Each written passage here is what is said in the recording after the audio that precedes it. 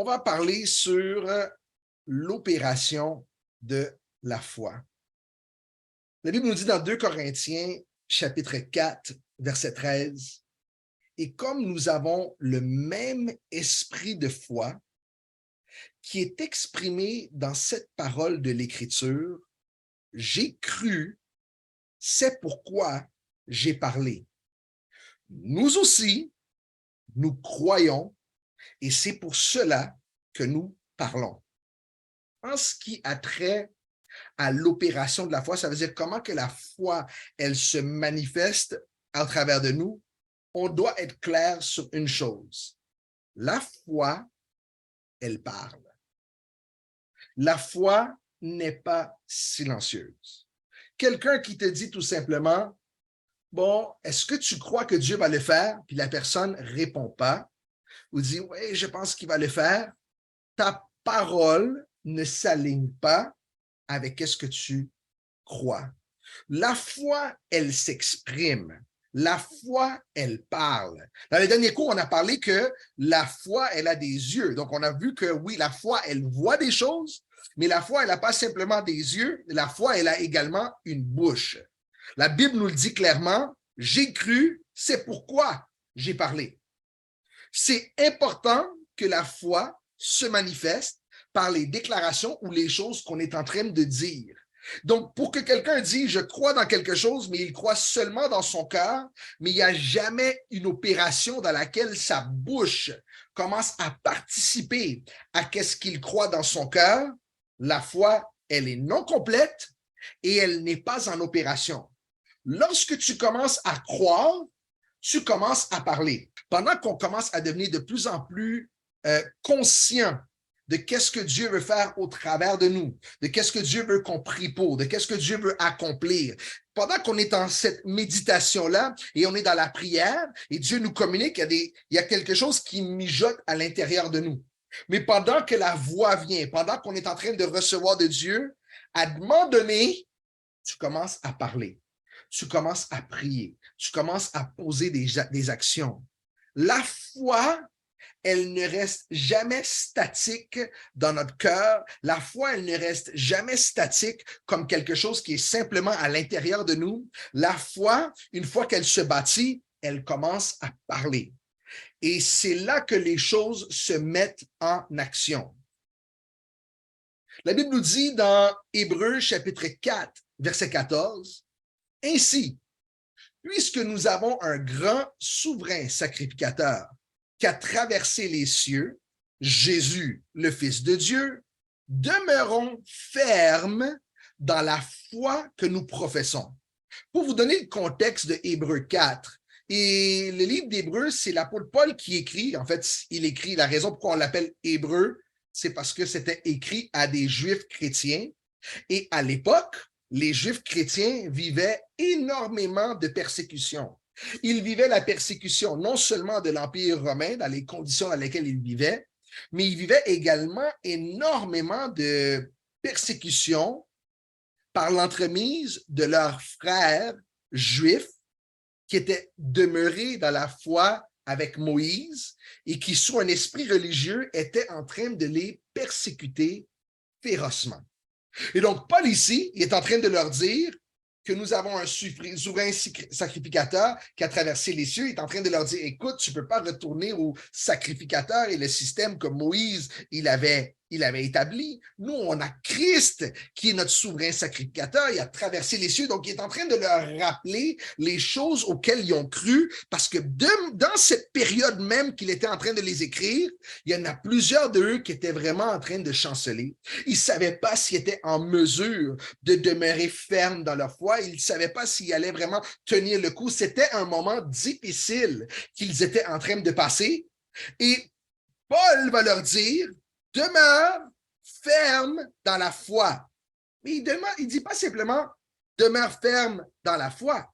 Il dit demeure ferme dans la foi que nous professons.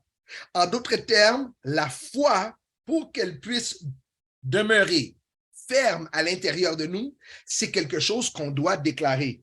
Parce que quand tu commences à déclarer ce que tu crois, quand tu commences à témoigner, quand tu déclares, ça te permet de demeurer ferme.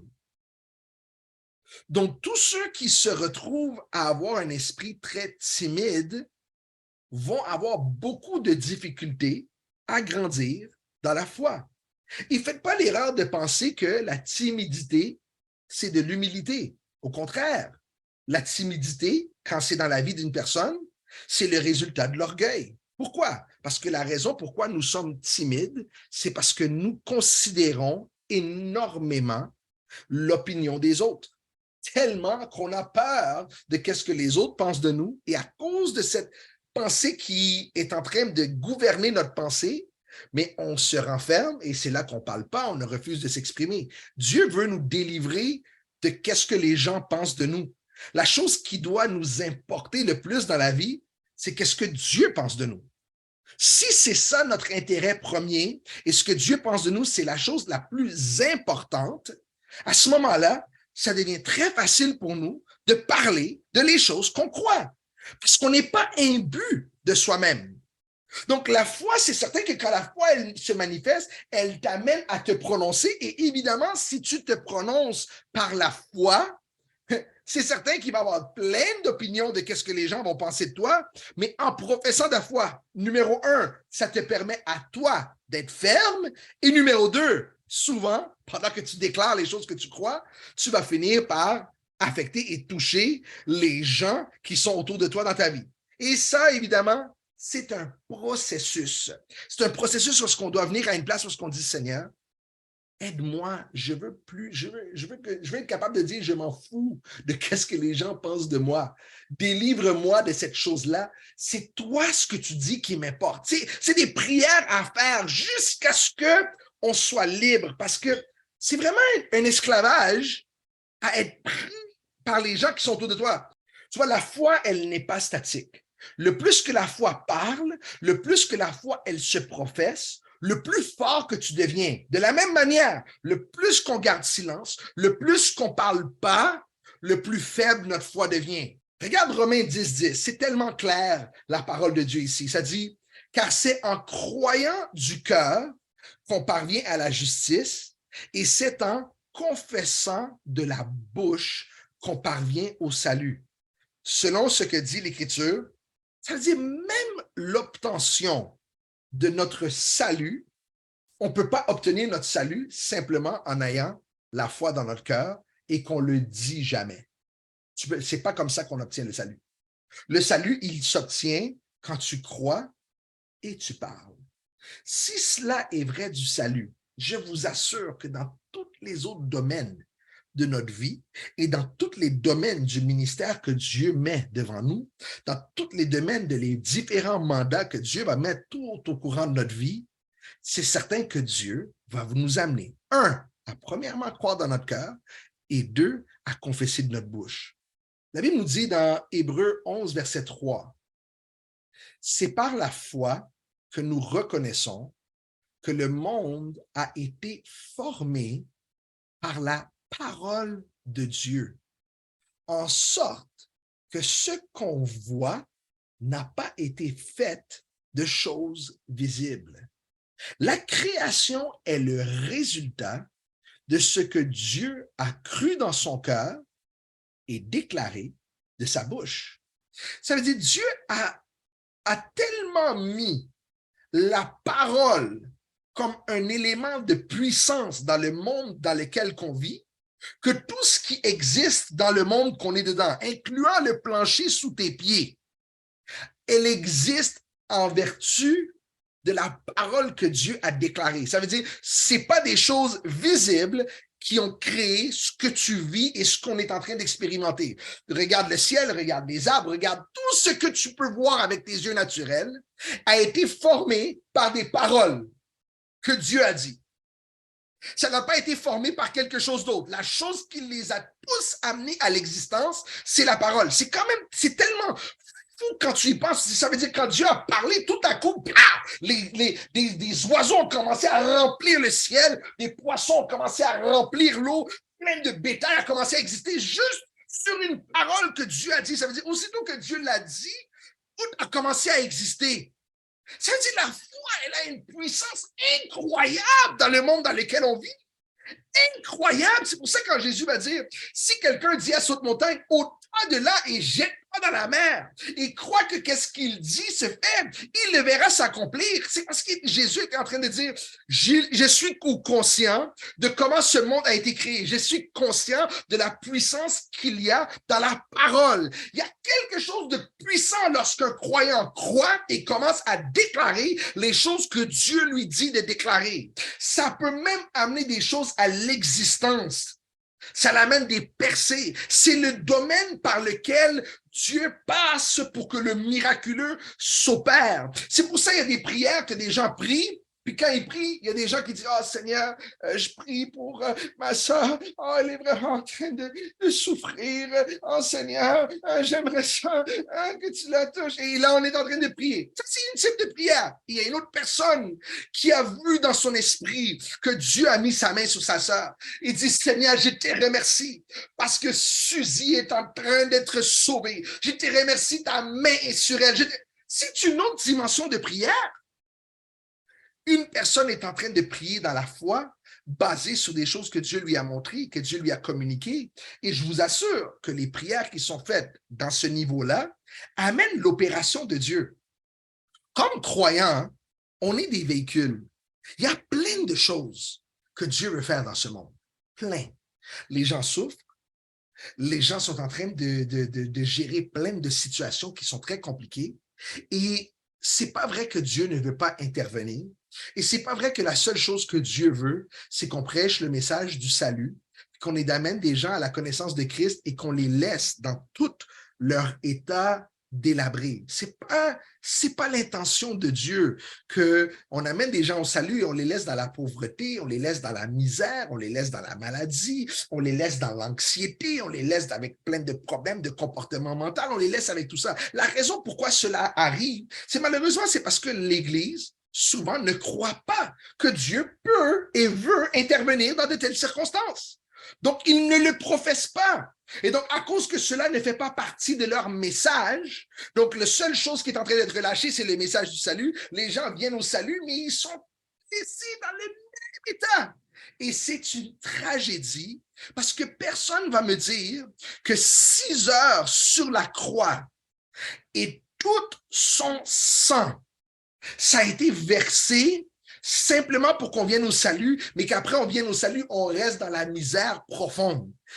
Le salut, c'est la porte d'entrée. Oui, c'est la plus grosse chose que Dieu fait pour nous, qui nous lave de tous nos péchés, mais après qu'il nous a lavés, il veut faire des miracles, il veut opérer dans notre vie, et il veut opérer au travers de notre vie, parce que c'est comme ça qu'il continue à démontrer son amour pour nous.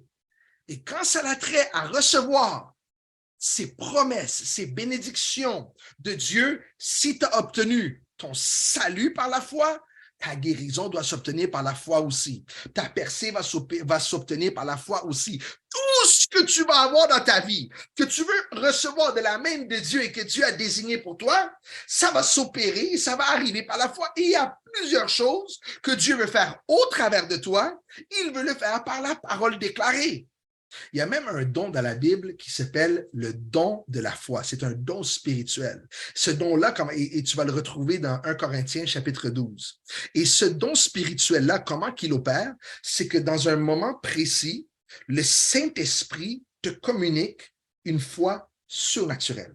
C'est comme si tu sais que Dieu va le faire et ça t'amène maintenant à le déclarer. Mais dans un moment précis, le Saint-Esprit suscite une foi surnaturelle où est-ce que tu sais que la chose va se faire. Et comment que le don de foi souvent va se mettre en action? C'est par une parole. Donc, sous l'onction de l'Esprit, je déclare qu'est-ce que Dieu me dit. Et dans ce moment-là, une fois que c'est déclaré, j'ai la ferme assurance que la chose, elle est faite. Et réellement, la main de Dieu est en action pour confirmer la parole de ses serviteurs. La foi parle. Ce monde répond à la déclaration de la parole de Dieu. Regarde le passage ici qui nous dit, Jésus prit la parole et leur dit, ayez foi en Dieu. Une autre version va dire, ayez la foi de Dieu. Je vous le dis en vérité, si quelqu'un dit à cette montagne, ôte-toi de là et jette-toi dans la mer, et s'il ne doute point en son cœur, mais croit que ce qu'il dit arrive, il le verra s'accomplir. C'est pourquoi, je vous dis, tout ce que vous demanderez en priant, croyez que vous l'avez reçu et vous le verrez s'accomplir. Première chose qu'il va dire, il va dire, je vous le dis en vérité, si quelqu'un dit à cette montagne. Donc, on voit que la foi, elle n'est pas toujours adressée à Dieu. La foi, elle peut s'adresser à une situation. Exemple, ici, Jésus parlait de la montagne, mais quelqu'un peut être en train de prier pour un couple qui est en train de vivre un problème dans leur mariage et il opère dans ce qu'on appelle une prière de pétition. Une prière de pétition, c'est une prière dans laquelle la volonté de Dieu n'est pas claire. Tu ne sais pas ce que Dieu veut faire. Donc, quand on n'est pas certain d'une chose, on ne peut pas opérer dans la foi, on n'a pas une certitude. On ne sait pas si Dieu veut qu'est-ce que Dieu veut faire, parce que la foi, elle va toujours opérer en dessous de qu'est-ce que Dieu veut. Donc, si tu es en train de prier pour un couple, mais tu n'es pas clair sur comment Dieu veut agir dans le couple, tu vas maintenant amener une prière de pétition devant Dieu. Ah, Seigneur, j'élève tel couple devant toi. Seigneur, je prie que ta main puisse être sur eux. Puis là, tu vas faire une prière en général, et c'est une prière qui est bonne parce que puisque tu n'es pas clair sur qu'est-ce que Dieu veut faire, tu es dans une prière de pétition. Puis avoir une autre situation maintenant où est-ce que tu pries pour un couple et le Seigneur te montre qu'il y a un esprit de divorce qui est en train de rentrer pour amener une séparation. Et le Seigneur te fait voir, il y a des démons qui sont en action là. Et Dieu dit, il faut mettre ça dehors. Ta prière ne va pas être une prière de pétition. Maintenant, si tu veux être efficace, tu vas rentrer dans ce qu'on appelle une prière de foi.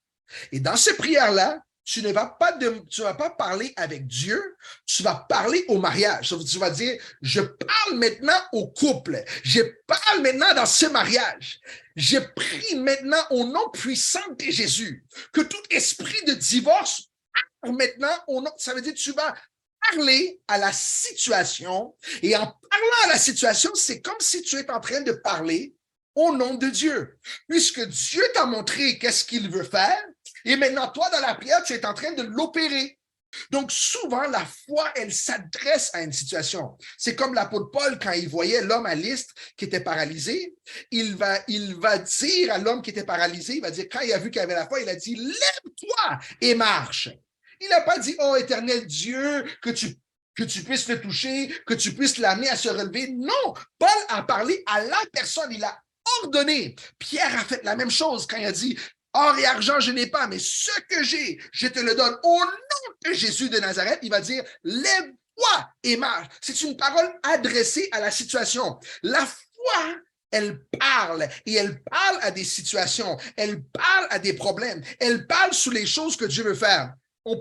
Quelqu'un pourrait m'amener puis me dire, écoute, je vis telle situation dans mon entreprise et peut-être que Dieu voudrait bénir cette entreprise-là. Et donc, qu'est-ce qu'on ferait? C'est qu'on déclarerait des choses sur l'entreprise. Est-ce que ça a un impact dans le monde spirituel? 100%. Est-ce que ça a un impact sur l'entreprise dans le monde naturel? À 100%.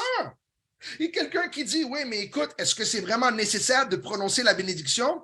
C'est nécessaire de prononcer la bénédiction. Il y a un moment dans le livre de Nombres où est-ce que Dieu va dire à Moïse, voici ce que tu diras à Aaron. Et la prière que tu diras à Aaron de faire sur les enfants d'Israël. Le verset, il va finir en disant, quand Aaron va prononcer ces paroles, je bénirai le peuple. Ça veut dire, même Dieu lui-même avait besoin que Aaron déclare la parole pour que la bénédiction descende. Donc, on ne peut pas penser que les choses vont juste arriver parce que Dieu les veut souverainement. Nous participons avec Dieu ici sur la terre. Donc, il y a des choses que Dieu veut bénir, mais pour que Dieu puisse les bénir, il a besoin de notre bouche pour prononcer la bénédiction sur ces choses-là. Plein de fois, ça m'est arrivé de prier pour quelqu'un, puis je sens de prononcer des paroles de bénédiction sur la personne. Souvent, c'est parce qu'il y a des gens qui, quand ils viennent au Seigneur, qui n'ont jamais eu quelqu'un dans leur vie qui a prononcé des paroles de bénédiction sur eux. Jamais. Leurs parents ne l'ont pas fait. Des fois, c'est même le contraire. Des fois, les parents les ont même maudits. Donc maintenant, ils sont en train de fonctionner dans le Seigneur. Il n'y a jamais eu des paroles de bénédiction qui sont relâchées. Donc c'est important pour nous comme leaders, chaque fois qu'on a l'occasion de relâcher, déclarer la parole de bénédiction sur les gens qui sont avec vous. Vous qui soyez des parents, déclarez la bénédiction sur vos enfants. Vous qui êtes mariés, déclarez la bénédiction l'un sur l'autre. Déclarez. Il y a une puissance quand on parle. Maintenant, remarque, il va dire ici, ôte-toi de là et jette-toi dans la mer. Là, il va dire, s'il ne doute point en son cœur. Pas il dit s'il doute un peu, il faut qu'il y ait zéro doute. Zéro. Et c'est pour ça souvent que quand on est dans la prière, ou en fait, quand on est dans la déclaration de foi, il est possible que pendant que tu fais des déclarations de foi, que tu te trouves à répéter la même chose. Si tu ne répètes pas pour Dieu, tu répètes pour toi-même. Parce que à force de déclarer ce que Dieu te dit de déclarer, tu finis par avoir la foi même dans ce que tu es en train de déclarer. C'est vraiment fou. Ça veut dire, tu le dis et la force que ça l'a pris pour que tu le déclares la première fois, mais là, tu t'es entendu le dire. Là, il y a une force de plus qui vient. Et souvent, des gens, c'est là qu'ils commencent à déclarer une fois, deux fois, 3 fois, 4 fois. Et c'est pendant qu'ils sont dans la déclaration que là, tout à coup, leur foi monte et là, il n'y a aucun doute dans leur cœur. Zéro doute dans leur cœur. Regarde ce qu'il va dire ici. Et s'il ne doute point en son cœur, mais croit que ce qu'il dit arrive, il le verra s'accomplir. Les verbes ici sont très importants. Il va dire, s'il ne doute point en son cœur, mais croit que ce qu'il dit arrive. Quand il dit ici, mais croit que ce qu'il dit arrive, le temps du verbe ici, c'est le temps présent. C'est-à-dire, il croit que ça arrive dans le moment même. Après, ça dit, il le verra s'accomplir. Donc, tu dois croire pendant que tu fais la déclaration et tu vas voir quand Dieu veut le faire. Mais tu vas le voir avec certitude, mais tu dois le croire dans le moment même. En d'autres termes, chaque fois que tu pries pour quelque chose et que tu penses que tu opères par la foi, mais après que tu as fini de prier, tu sens le besoin de vérifier ou tu sens le besoin de voir, c'est parce que pendant que tu le priais ou que tu le déclarais, tu ne croyais pas que ça arrivait dans le moment même.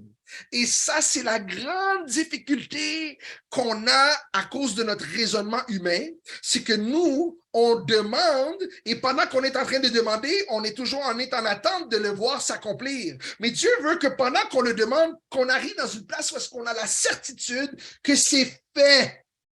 Et c'est quand on arrive dans la certitude que c'est fait, c'est là que la chose elle est vraiment arrivée. Sa manifestation dans le domaine du temps, ça se peut que ça ne soit pas la manifestation, ça se peut que ça ne soit pas dans le moment que tu pries.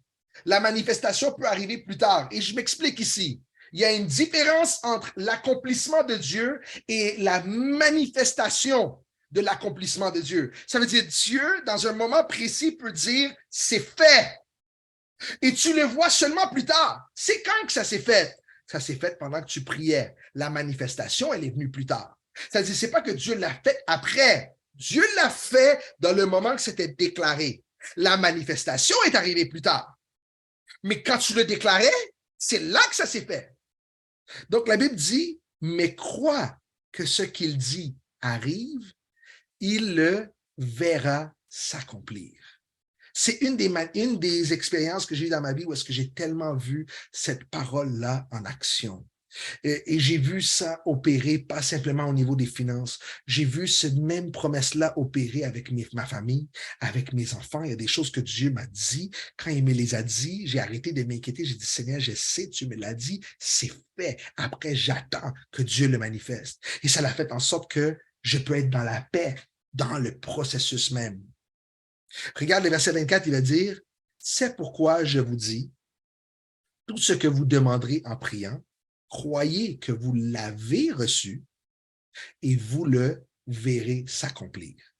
La foi, elle opère dans le moment présent, elle le saisit, la manifestation vient plus tard.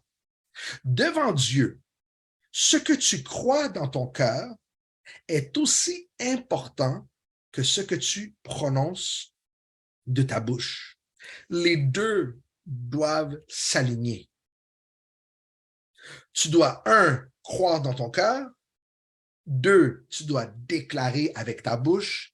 Et quand tu crois dans ton cœur et tu déclares avec ta bouche, l'opération maintenant de la foi, elle se met en action. C'est comme ça que ça fonctionne. Tu ne peux pas dire, OK, je crois très fort dans mon cœur, mais quand je le dis avec ma bouche, il manque de conviction. Ça ne fonctionne pas. Et de la même manière, si tu dis des choses, oui, je sais que Dieu va faire, mais secrètement dans ton cœur, tu es plein de doutes, ça ne va pas fonctionner. Il faut avoir les deux. Et il faut avoir les deux à 100% pour qu'on puisse voir la main de Dieu en action. Ce que je vous dis là, ce sont des lois spirituelles dans le fonctionnement de la foi.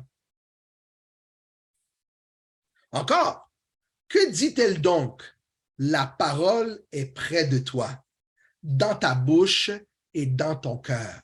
Or, c'est la parole de la foi que nous prêchons.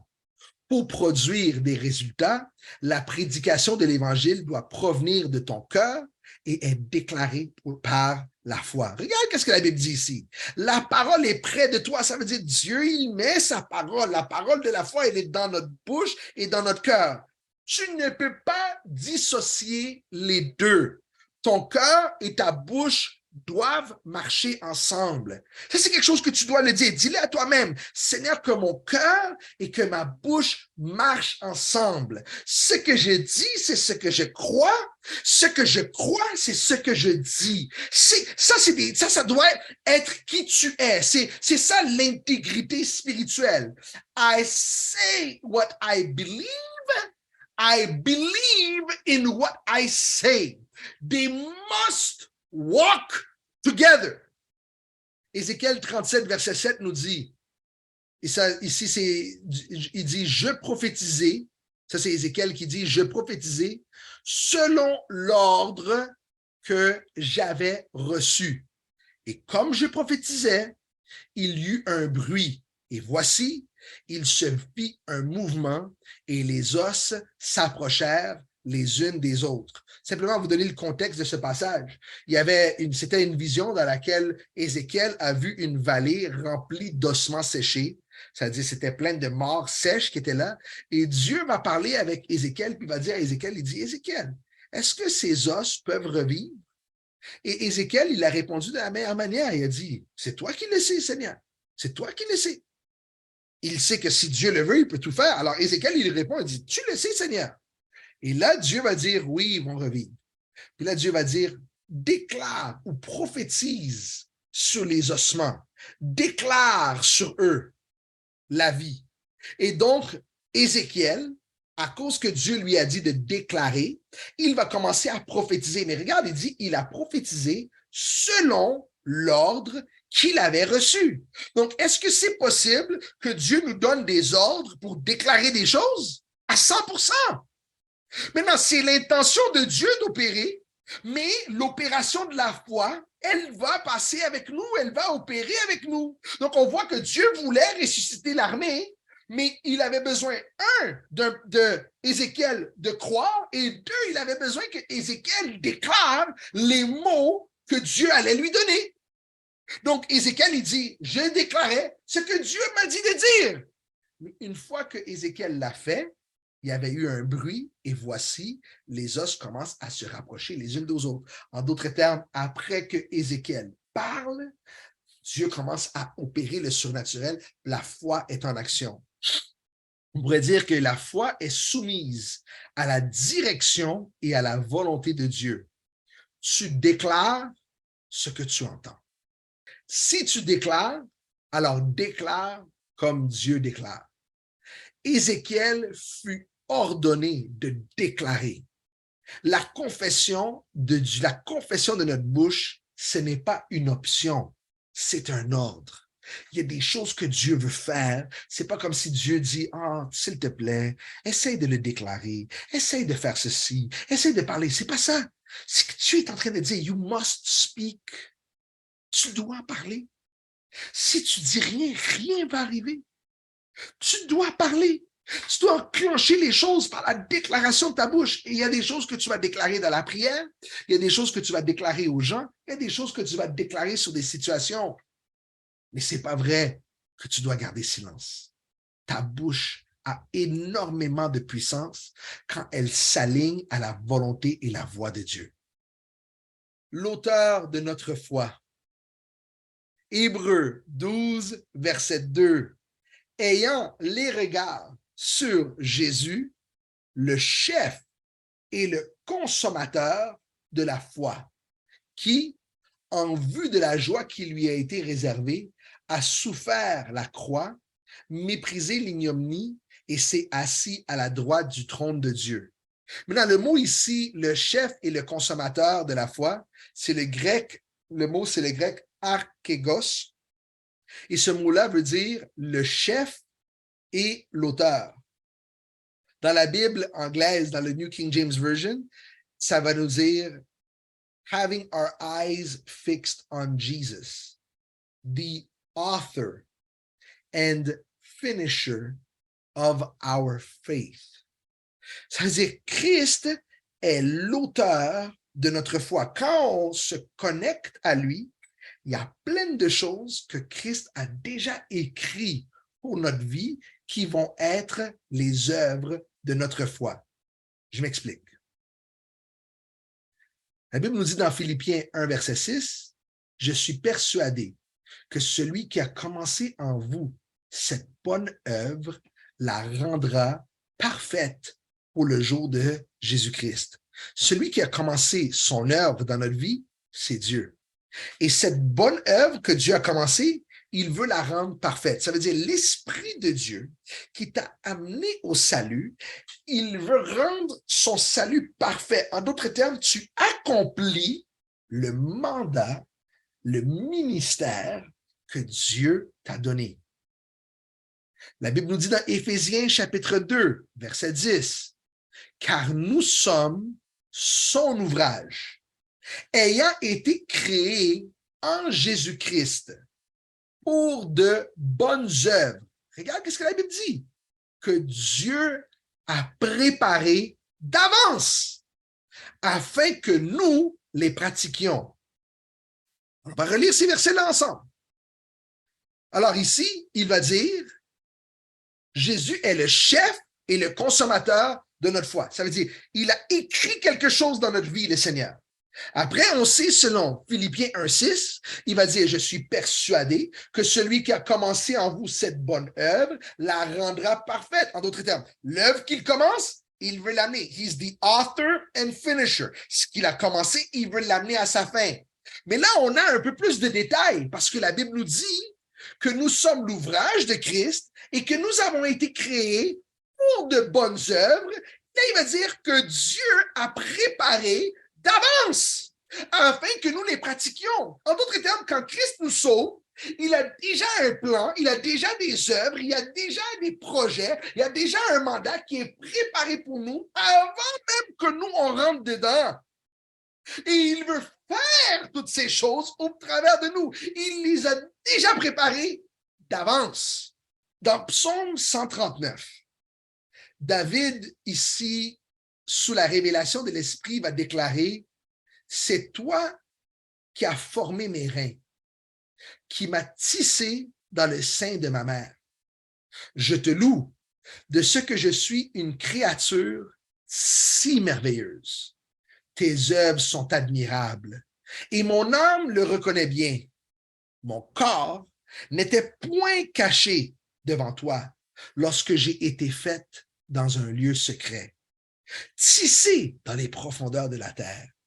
Quand je n'étais qu'une masse informe, tes yeux me voyaient. » Il y a des versets dans la Bible vraiment qui nous font réfléchir. Quand j'étais une face informe, tes yeux me voyaient. Mais comment que Dieu peut voir quelque chose qui n'existe pas?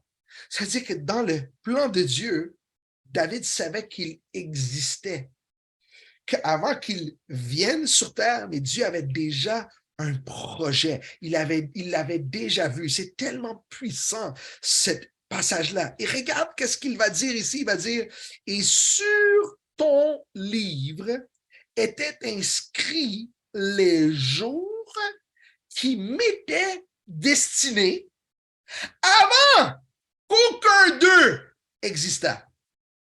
Les gens qui coulent dans des dimensions d'onction et qui coulent dans le surnaturel méditent de tels passages, parce que de tels passages nous amènent à sortir complètement des raisonnements humains et nous amènent maintenant à raisonner dans les raisonnements spirituels de l'esprit. Parce qu'il y a des vérités que la parole de Dieu dit, même si ce n'est pas aligné avec nos expériences. Mais quand on saisit la vérité, ça vient complètement transformer la manière qu'on se voit et comment qu'on voit Dieu et qu'est-ce que Dieu veut faire avec nous.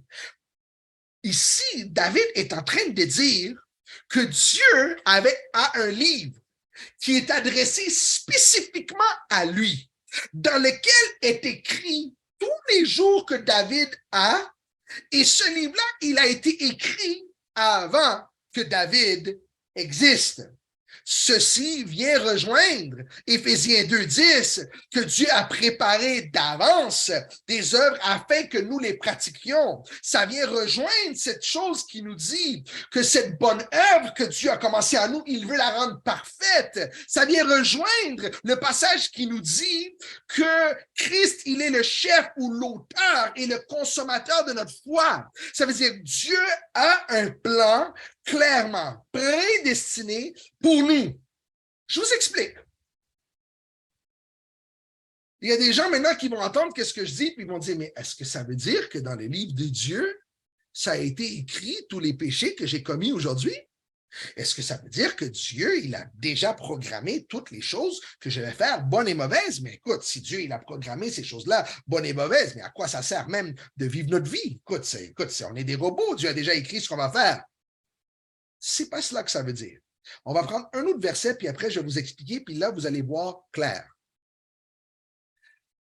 Dans Apocalypse 20, verset 12, la Bible dit, et ici, c'est le dernier jugement, puis la Bible dit, et je vis les morts, les grands et les petits, qui se tenaient devant le trône de Dieu. Des livres, avec un S, furent ouverts, et un autre livre fut ouvert, celui qui est le livre de vie. Et les morts furent jugés selon leurs œuvres, d'après ce qui était écrit dans ces livres. Donc, on voit qu'il n'y a pas un livre dans le ciel. Il y a plusieurs livres dans le ciel. Le livre le plus important, c'est le livre de vie, que le jour que nous avons reçu Jésus-Christ comme notre Seigneur et notre Sauveur, notre nom fut inscrit dans ce livre. C'est un vrai livre, ce n'est pas de l'imagerie ici. Quand on va apparaître devant le trône de Dieu, il faut que ton nom soit là. Tu vas le voir. Imagine quand tu vas être dans le ciel et tu vas voir que ton nom a été écrit quelque part. Ça va être tellement quelque chose de puissant. Ça va dire, oh my gosh, my name is in the book of life. What an honor. Thank you, Jesus. Oh, on va être reconnaissant pour l'éternité. It's going to be so powerful. Mais il ne dit pas simplement qu'il y a le livre de vie. Il va dire qu'il y a des livres. Mais les livres auxquels il fait référence ici, c'est les mêmes livres que David écrit quand il veut dire « Sur ton livre était écrit tous les jours qui m'étaient destinés afin qu'aucun d'eux, avant qu'aucun d'eux existât. » D'autres termes, chacun de nos vies, on a un livre attaché à nous que Dieu lui-même a écrit. Ce livre qui est écrit de nous, ce n'est pas le livre de qu'est-ce qu'on est en train de vivre à tous les jours. C'est le livre de ce que Dieu a préparé pour nous. Mais ce n'est pas à cause que Dieu a préparé quelque chose pour nous qui veut dire qu'automatiquement, nous allons entrer dans ce livre. Je vais rentrer dans des sujets un petit peu plus complexes. Essayez de me suivre. Il y a une différence entre la préscience de Dieu et la volonté de Dieu. Dieu, à cause de qui il est et qu'il ne vit pas dans le domaine du temps, il connaît déjà toutes choses. Donc, est-ce que Dieu sait qu'est-ce qui va arriver? Oui, Dieu le sait déjà. Est-ce que ça veut dire que tout ce qui arrive est la volonté de Dieu? Absolument pas. C'est Jésus même qui nous demande de prier. Il dit, priez et dites que ta volonté soit faite sur la terre comme elle est au ciel.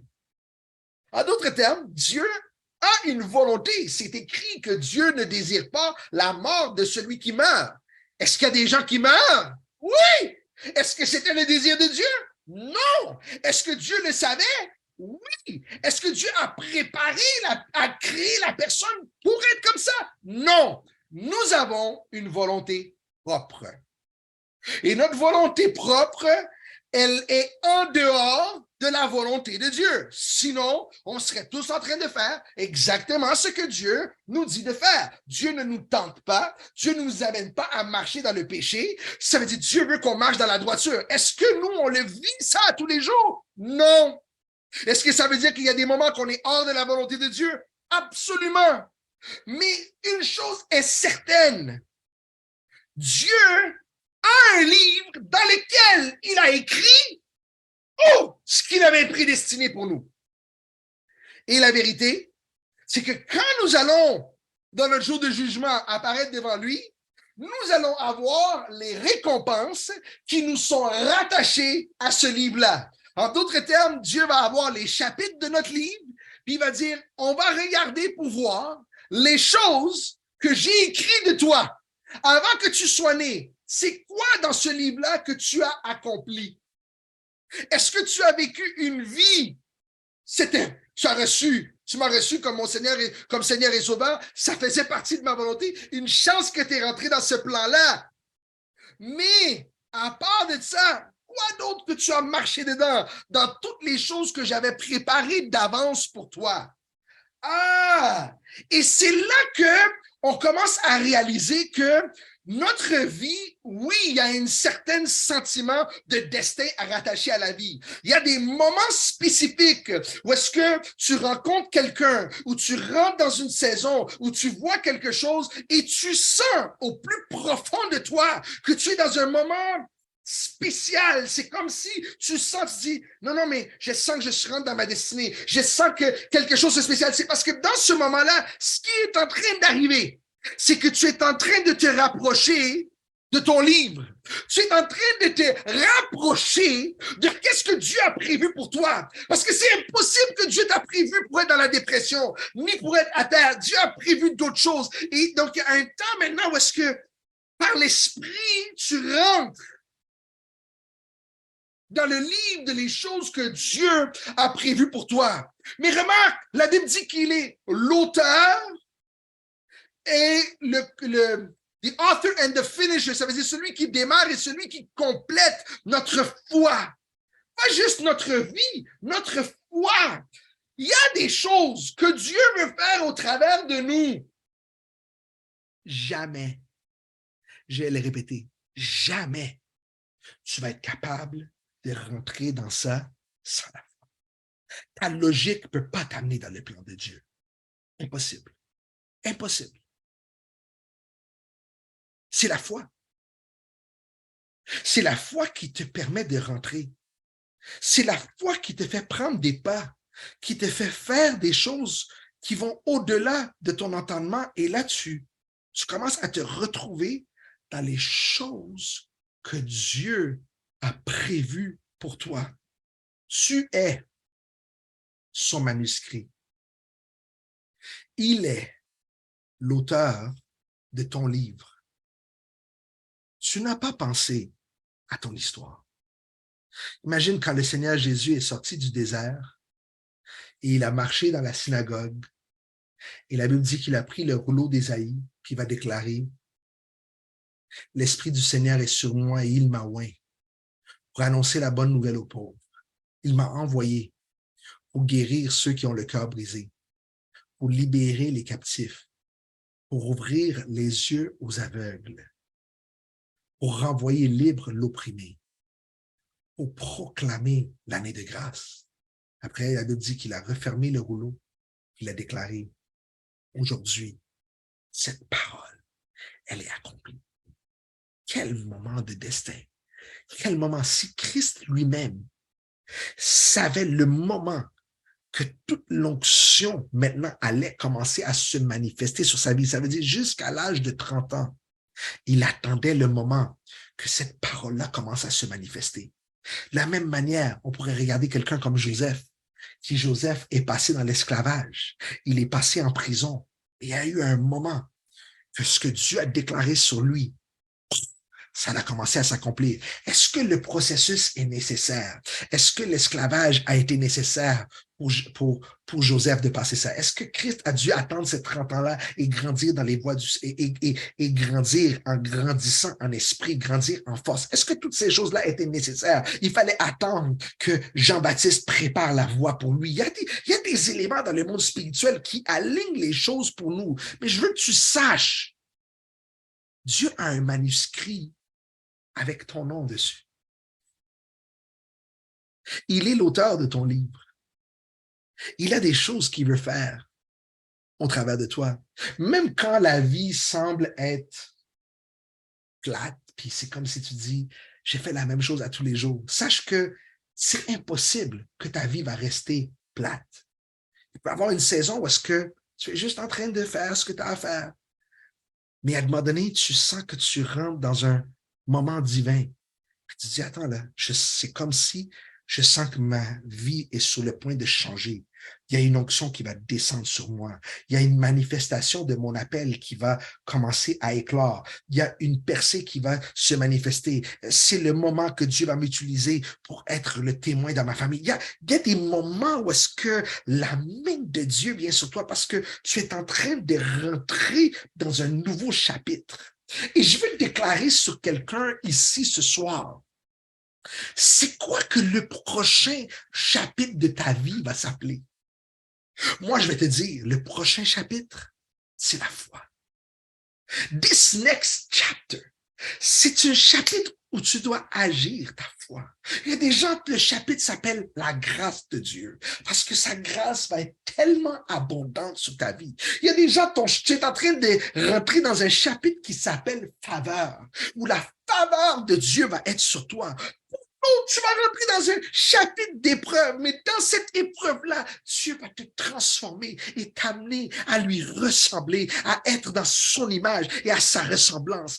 Regarde, il y a des chapitres que notre vie va prendre, mais je veux que tu saches, dans quel que soit ce que tu vis, quel que soit ce que tu passes, pour accéder à ton livre, you need faith. Tous les temps dans ma vie, où j'ai senti la main de Dieu sur moi, c'était des temps dans ma vie où est-ce que je marchais par la foi, où est-ce que je lui faisais confiance à 100%. Et tous les temps dans ma vie où est-ce que je me suis senti loin de Dieu, ce n'était pas à cause du péché, c'était à cause de l'incrédulité qui était rentrée et qui a amené mon âme dans des tortures. Et ça sera la même chose pour toi. Chaque fois que tu vas marcher avec Dieu, chaque fois que tu vas marcher avec la foi, every time you're going to walk in faith, believing God, every time you do that, hey, tu vas pas manquer de te retrouver dans ton lit. Tu vas pas manquer de rentrer dans des moments où est-ce que tu vas dire la main de Dieu est sur moi. Je suis dans un chapitre prédestiné. Je suis en train de pratiquer des œuvres d'avance. Je suis en train de faire les choses que Dieu m'a appelé à faire. Il est en train de rendre mon salut parfait. Celui qui a commencé le salut, commencé cette bonne œuvre en moi, il est en train de le compléter. Et my God, je remercie le Seigneur parce qu'il y en a d'entre nous, vraiment, on a été déroutés dans des moments dans notre vie. Mais Dieu, il nous donne des deuxièmes chances. Il y a même des gens qui sont en train de m'écouter. Tu es sur ta troisième, ta quatrième, ta septième chance. Mais tu as toujours une occasion par la foi de re-rentrer dans ton livre. Tu n'as pas besoin de vivre dehors de ton plan. Vis dans le plan de Dieu. Par la foi, rappelle-toi de ses promesses. Par la foi, rappelle-toi de son amour. Que les rêves que Dieu a mis en toi, qu'ils puissent commencer à revivre à l'intérieur de toi. En fait, je déclare au nom puissant de Jésus, I declare que tu puisses entrer dans le prochain chapitre de ta vie, que la prochaine saison soit une saison dans laquelle tu marches avec Dieu, une saison où tu entends la voix de Dieu, une saison où tu rentres dans l'appel, dans les choses que Dieu a prédestinées pour toi avant la fin du monde. Il y en a des gens, tu as passé dans ta retraite, pendant que tu as passé dans ta retraite, c'est parce qu'il y a quelque chose de nouveau que Dieu a préparé pour toi. Il y en a, tu viens de finir un programme à l'école. Tu le finis parce qu'il y a quelque chose de nouveau qui se prépare pour toi. Il y a des gens, même, on est tellement dans une saison présentement, même dans le ministère, c'est ça qui est relâché. On est dans une saison de nouveau, nouvelle compréhension, nouvelle révélation, nouvelle vision, nouveaux songes, nouvelle aptitude de Dieu, nouveau mandat. Man, there's so much new that is coming, so much new. Man, si tu pensais que tu savais comment Dieu allait t'utiliser, il va t'utiliser d'une nouvelle manière. Même l'onction dans ta vie, elle va se renouveler. My God, il y a même un temps où est-ce que ceux qui attendent sur l'éternel, ils renouvellent leur force comme l'aigle. There's gonna be new wine, man. You gotta believe that. I'm telling you, man. Things will not always be the same. It won't be same old, same old. I'm doing the same thing I did yesterday. The same type of post, the same type of program. The devil is a liar, man. There's an anointing that's going to bring you into the next season of your life. I tell you, the author and the finisher of your faith is going to allow you to step into your call. Il y en a ici, tu m'écoutes, tu le sais que tu es prophétique, mais il est le temps que la prophétie, que l'onction prophétique monte en toi pour que tu déclares les oracles de Dieu. Il est temps que les choses changent. Agis ta foi. Agis ta foi. Agis ta foi. Do great things. Believe for great things. Believe. Et tu sais quoi? Il y a des saisons où est-ce que Dieu nous garde des fois dans une routine pour dire, est-ce que tu es capable de continuer à faire la même chose?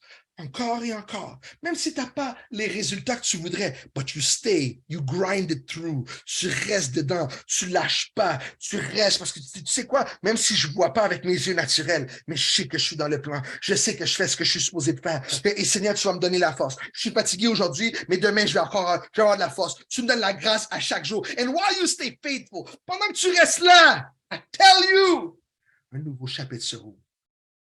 Il y a une